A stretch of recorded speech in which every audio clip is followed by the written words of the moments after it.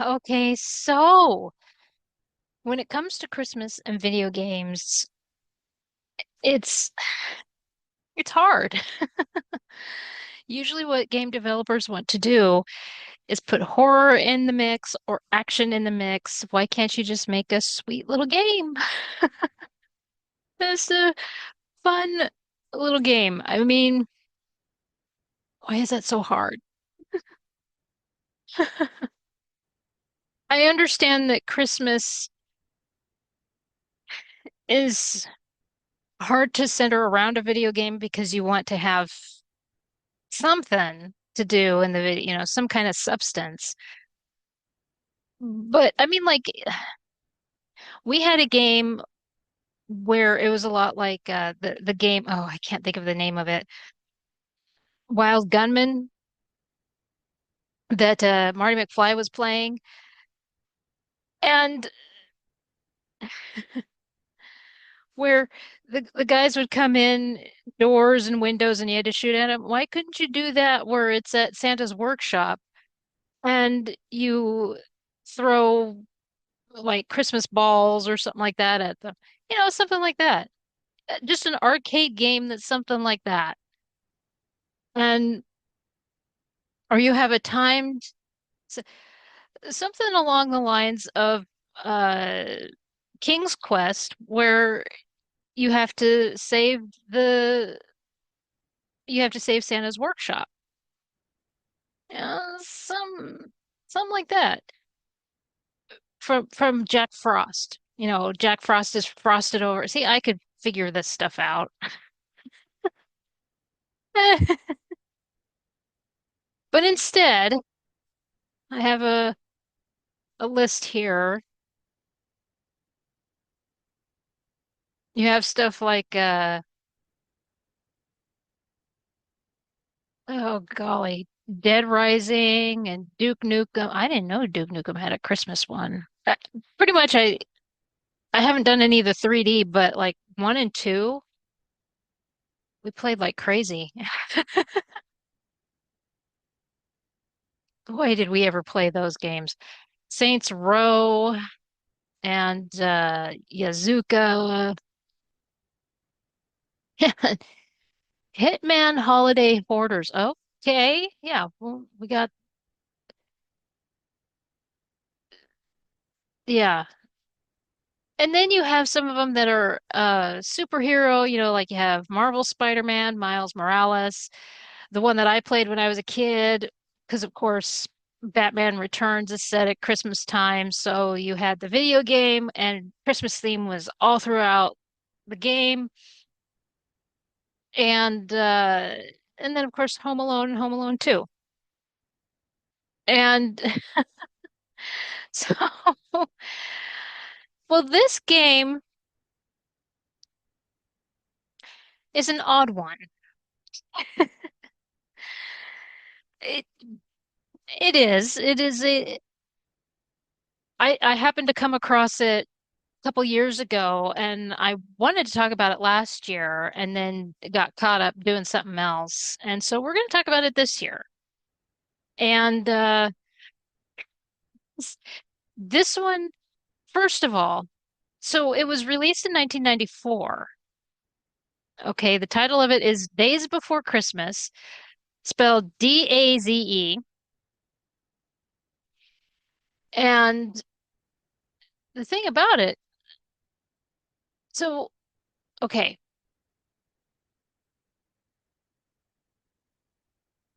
developed by Norwegian company Funcom for the Mega Drive, which I didn't know what that was. So the Sega Genesis, known as the Mega Drive outside North America. Okay.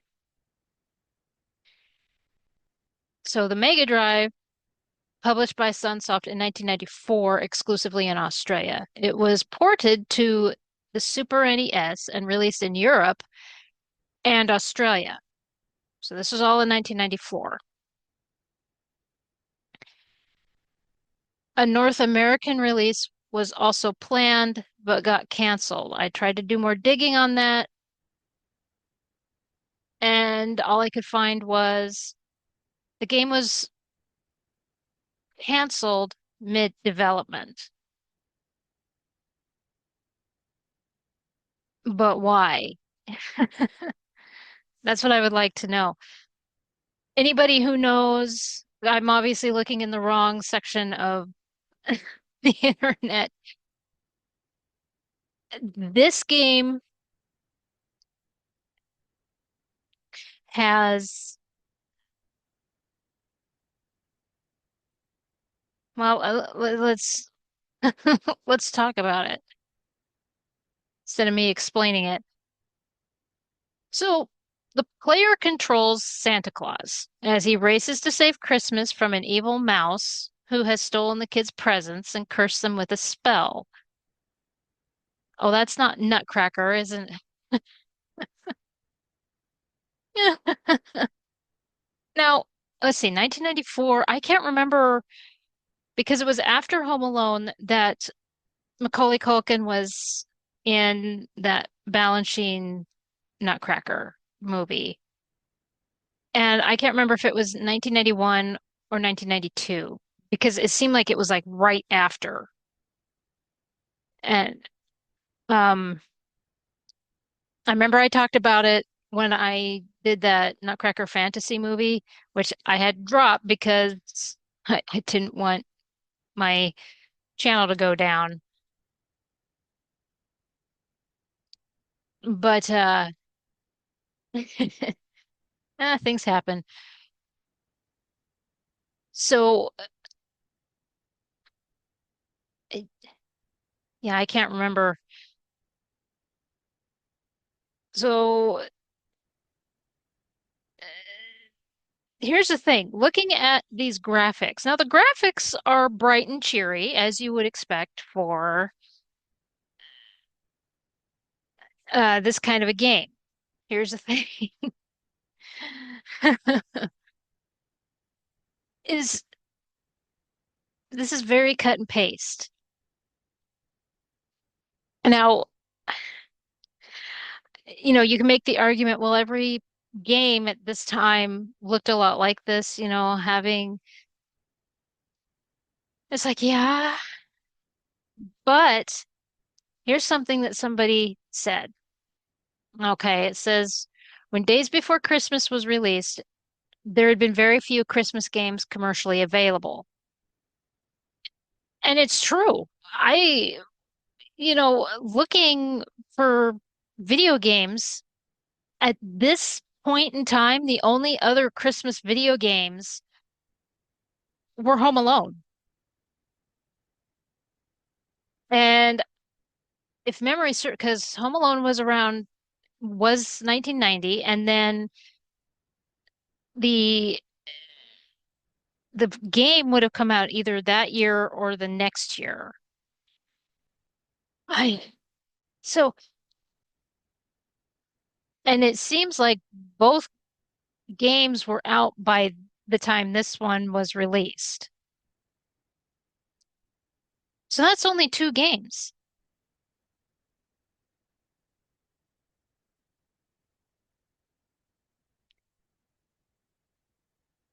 Because let's see. No, I don't think that was out yet. I think that was later. Would have been after this one. I was thinking of that Belle's Christmas movie, and I don't think they would have made a video. They had already made like six video games when the actual movie was released. Yeah, they made so many video games for that. Anyway, basically what I'm saying here is that yeah, the graphics are bright, cheery, as you would want, as I said before, for a Christmas video game. And fine. And it looks nice, it looks fine. But considering the fact that there aren't a lot of Christmas games, especially 1994, there aren't a lot of Christmas video games, you need to up the ante, okay? Because, like, compared to Castlevania, I mean, Castlevania upped the ante with every game that they released. I mean, that character was running around having everything thrown at him, all of this stuff. He's going up the steps and all this, and everything in the kitchen sink was thrown at him, and he's still going. And that's one of those games. We're still getting games in that series, and the backgrounds are amazing.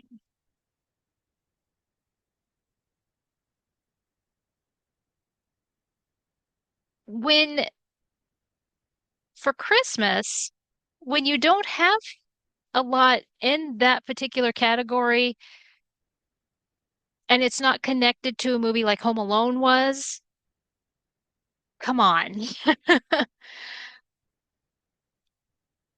Home Alone was different. I mean, you were basically using backdrop, just digitizing the backdrops from the movie.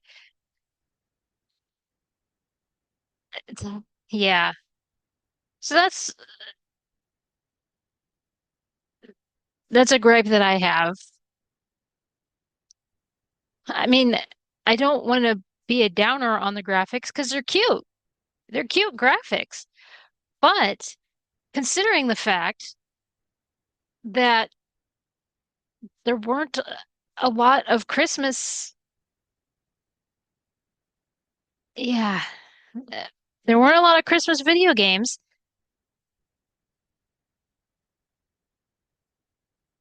Should have done a whole lot more because basically what I'm looking at is something that I saw a lot in video games.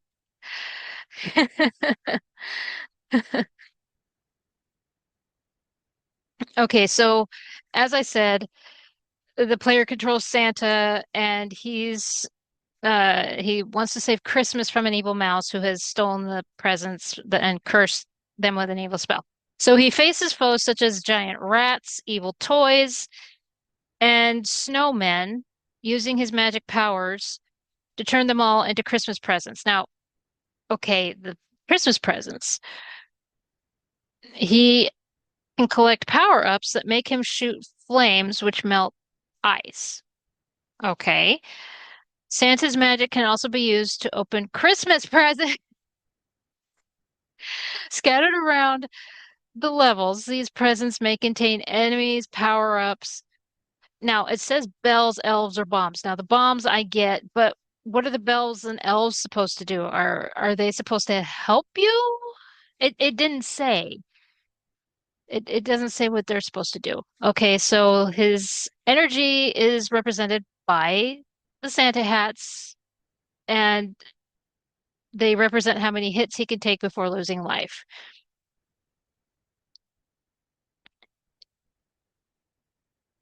One of the game's distinguishing features is Santa's ability to turn into his evil twin, Anti-Claus.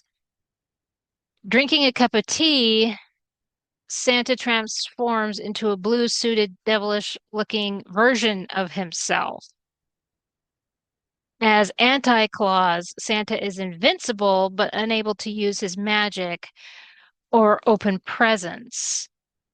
Yeah, it makes sense that you would be limited. His primary method of attack is swinging his sack of toys at enemies. And at first I was like, but I would think that as Anti-Claus you would have green, because Santa is wearing red, so you would have green. But looking at the backdrops, there's a lot of green, it, and so he would just blend. So the blue makes sense. And so that, yeah, they have, okay, it says in a break between platform levels at several points in the game, Santa flies his sleigh and uses the presents he collects to drop them down chimneys in several. That's just a cutscene. I don't know why they're talking about that. It's just a cutscene. However, I will say those are very well done. They have one that shows the Statue of Liberty. And it shows how, I mean, the pixel art, 8 and 16-bit pixel art was uh, really well done. I know that a lot of people now are trying to replicate the pixel art from back then. A little more work and you'll have it. With a lot of it, I'm not making fun of you by any means. Please don't get the wrong idea. I really am not. No, with a lot of those artists, what they're doing is they're putting too much color in in their art and just pull it back. Look at a lot of the artwork from these video games. Look at cutscenes such as with this game and others. Find these cutscenes and look at them and get an idea. They really didn't use that much color. Uh, with the with these patterns that I've been doing, I was surprised that the palettes used maybe not even 10 colors. So just pull back. That's the advice I would give, pull back on the colors that you use because a lot of those that I see are really neat looking from artists now, these pixel artists that are putting stuff out look really cool. They just need to polish up. And yeah, and, and just a little too much color. The one, okay, Warcraft, I think it's the third one, the third game. I can't remember. It was like Tides of Water or something like that. Anyway, I can't remember which one it was, but I'm pretty sure it was the third one. But in it, it had these icons. And people remember the icons more than anything. And I wanted to stitch one of the icons. So I found the icons and I was going through and I found one in particular that I wanted to do. And that was one that had so many colors. It's, I was like, you've got to be joking. Why so many? Why are you being greedy with these colors?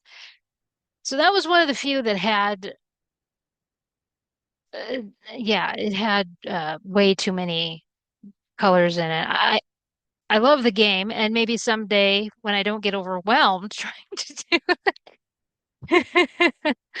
I will get that picture done. But it wasn't going to happen then. That's for sure. But yeah, that would be the only advice I would give to pixel artists because your stuff looks great. It's my only advice again would be to look at these cutscenes from these classic games and because they really don't use a lot of color. It looks like they do, but they don't. And I learned that from doing these patterns. Anyway, so moving on from that. Uh, Now, when it came to the reception, it did not do well. It did not do well at all. I will say this, I almost feel like they knew they had a bad product because I found where it said the same one that said when Days Before Christmas was released, there had been very few games commercially available.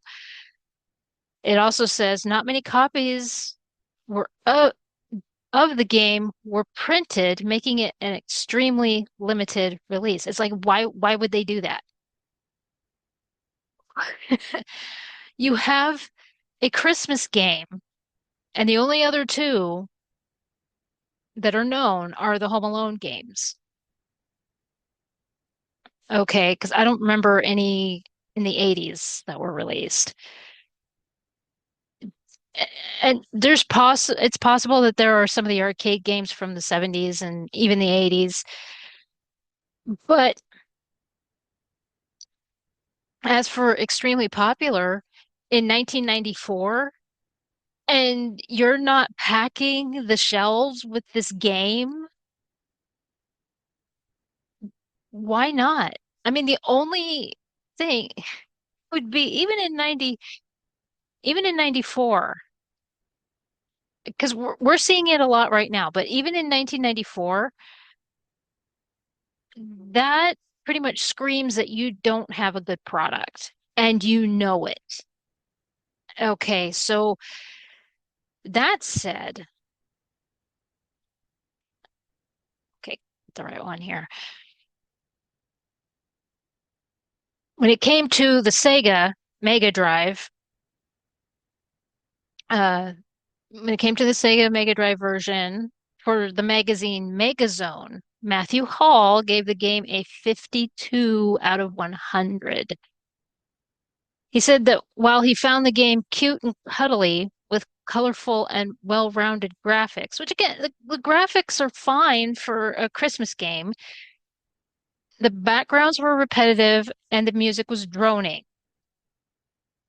Okay, he concluded that the simplistic nature of the game play limited it to appealing to younger players.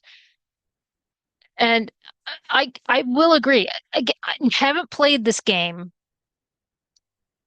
but this is the thing, is that when it comes to repetitive music, now I love Indiana Jones and the Fate of Atlantis. A lot of it's an iconic game. I actually played it not too long ago again. It's this is the thing about that I love the fact that people are just all about, well, Hans Zimmer repeated music. That game has music that is repeated.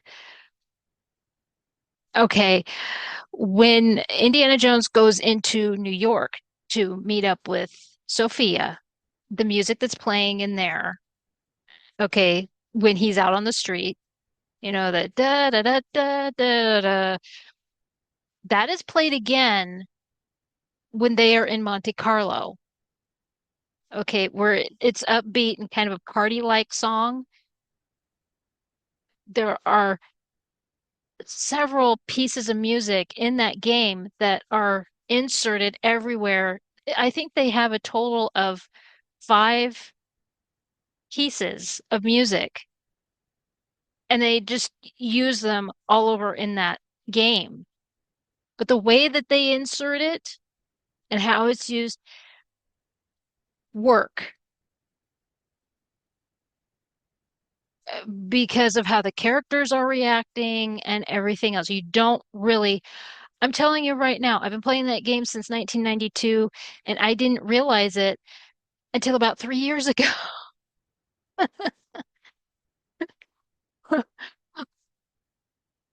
It's and but for a game like this, what I'm getting at is for a game like this where you're scrolling through and just continuously scrolling through, you can't do that. If if you're going to loop a song over and over as you're running through, it can't be done.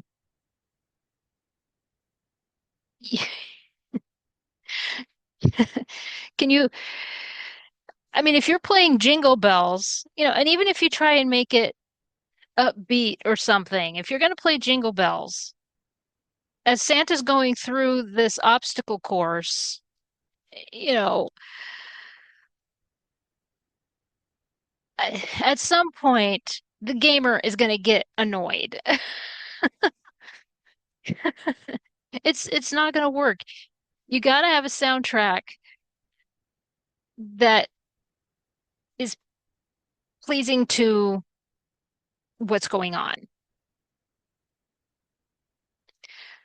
And that's one of the reasons why Castlevania works. Whenever these characters are coming after, I think his name is Simon. It's been long enough that I should know. But whenever these characters come, the tempo changes. it tells you,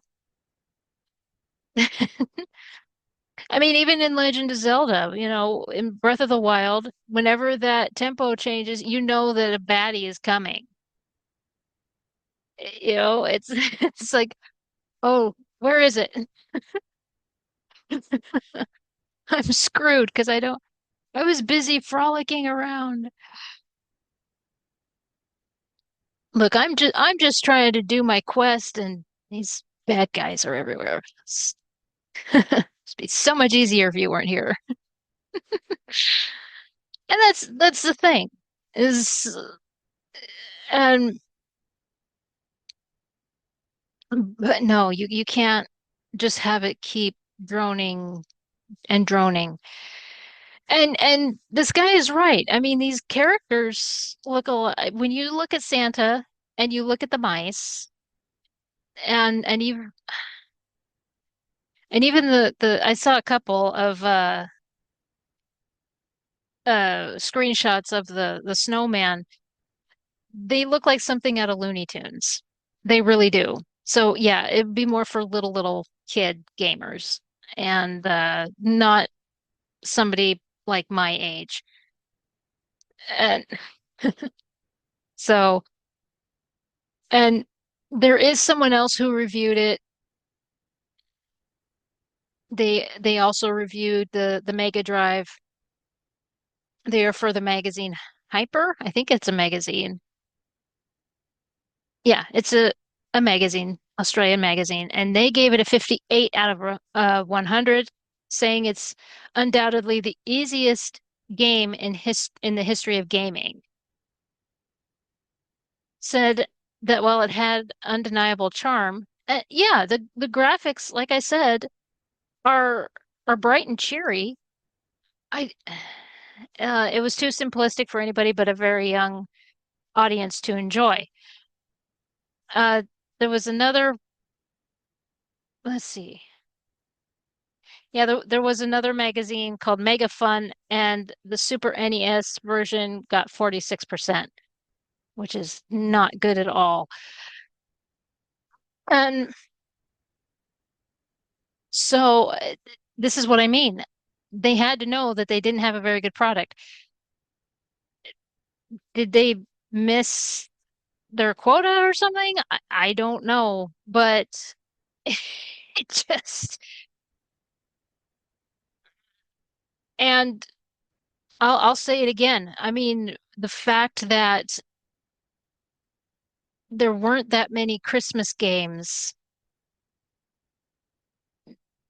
the backgrounds and the gameplay, even the storyline, they should have done so much better.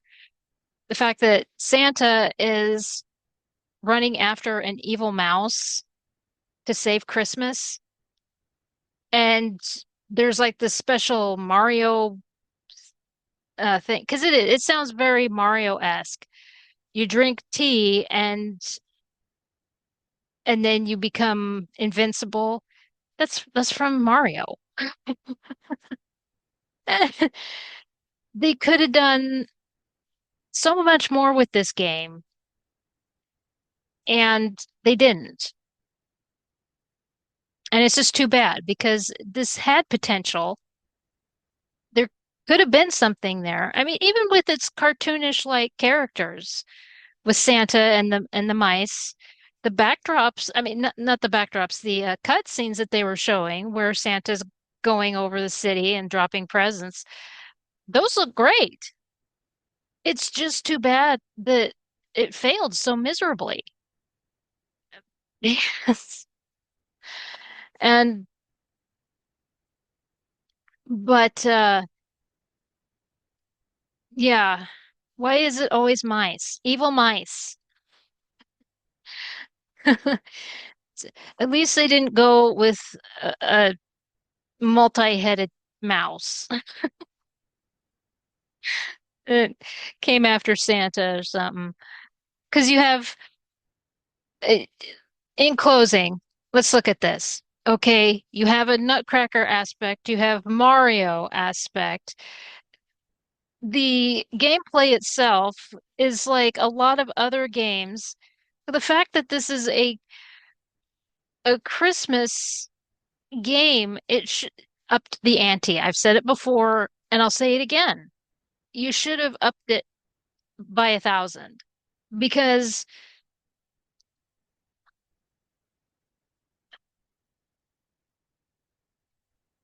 I don't, I'm just, I'm upset and I shouldn't be. I really shouldn't be.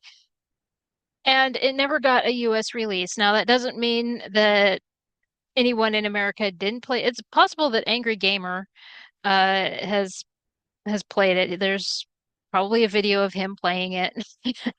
Probably some other gaming channels here that have it and have played it. And so go check out Angry Gamer if you've never watched him. He is hilarious. I adore watching him. But anyway,